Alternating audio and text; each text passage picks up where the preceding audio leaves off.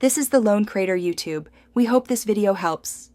You start by powering up both devices. This is not optional. Open the Insta360 app on your iPhone and grant location and Bluetooth permissions when prompted because the app uses them to discover the camera. Once done, make sure the camera's wireless LED indicates Wi-Fi or pairing mode. Some models require you to press and hold the camera's Wi-Fi button.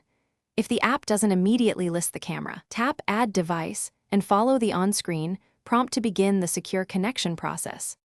Next, select the exact model in the app and follow the pairing sequence. The app will guide you step by step.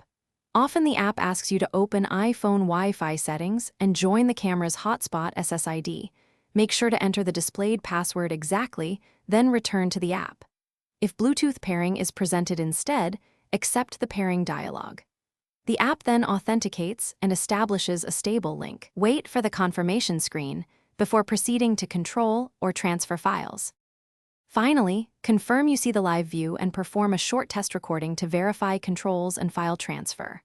If Wi-Fi pairing repeatedly fails, use the official USB-C to Lightning adapter and connect directly for immediate access and faster media transfers.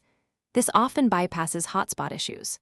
If problems persist, restart both devices, toggle Bluetooth and location, or reset the camera's Wi-Fi settings, then retry pairing, resetting the camera's network, and repeating the app. Thanks for watching. Consider subscribing if we helped you.